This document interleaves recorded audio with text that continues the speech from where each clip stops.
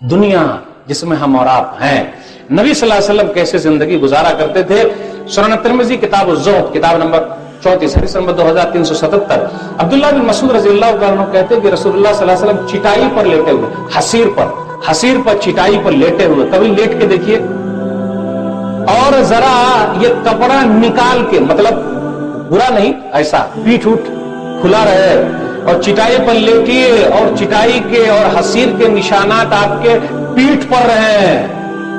ذرا دیکھیے, جو مخمل پہ ہیں, قالین پر ہیں, گدے پر ہیں, سب کو تو چٹائی بھی نصیب نہیں ہوگی. جو مخمل پہ ہیں, گدے پر ہیں, قالین پر ہیں, مرنے کے بعد کیا چٹائی ملے گی؟ حصیر ہے نہیں. تو کبھی کبھی اس طریقے سے آپ رہیں گے, دنیا میں زندگی گزاریں گے, تو آخرت کے بارے میں پتا چلے گا, شانتی آپ کو ملے گی.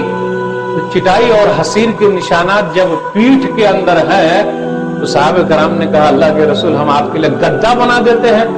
گدا, اللہ, نبی صلی اللہ علیہ وسلم کہتے ہیں کیا دنیا سے الگ تھلگ ہے, کیا دنیا کے اندر ہیں لیکن دنیا سے الگ تھلگ ہے. ایک مثال کے ذریعے اس کو بتانا چاہتے ہیں. پانی میں ہم اور آپ چل رہے ہیں, پانی میں, تو پانی میں کشتی چل رہی ہے, پانی کے اندر کشتی چل رہی ہے, تو کشتی چل رہی ہے, پانی میں چل رہی ہے. اگر کشتی میں پانی چلائے, کشتی میں پانی چلائے, جہاز میں پانی گھس جائے, تو جہاز ڈوبے گا یا نہیں ڈوبے گا؟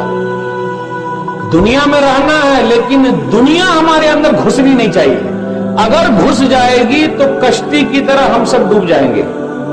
رہنا ہے لیکن اوپر ہی تیرتے رہنا ہے, تیرتے رہنا. کیسے رہنا ہے؟ مالی ولی دنیا مانا فی الدنیا الا کراکب استظل تحت شجرۃ ثم راح وترکها. کیا لینا دینا, ارے میں اور دنیا بس ایک سایہ دار درخت ہے, وہاں پر ذرا سا ٹھہرے پھر چلے اور منزل کی طرف جانا ہے.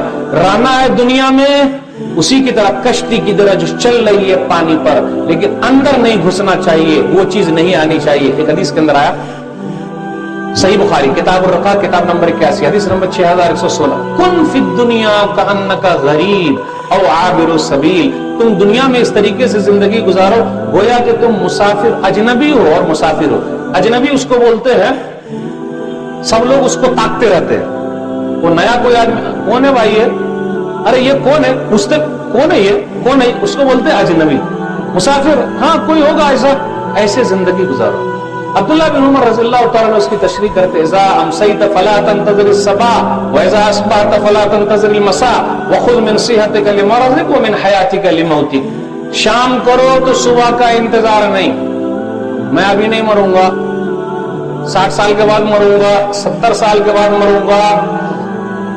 ہوتا ہے ایک پوتے کی شادی ہو جائے تب مرتا. اچھا پوتے کو ایک بیٹا ہو جاتا تب مرتا.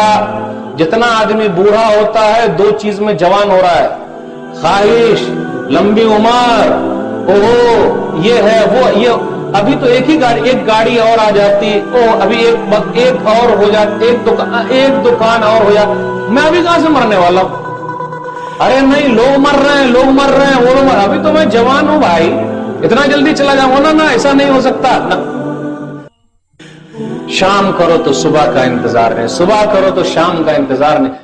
سبسکرائب کیجئے ہمارے چینل اور دبائیے بیل کا آئیکن تاکہ آپ کو ریگولر نوٹیفیکیشن اپڈیٹس مل سکے.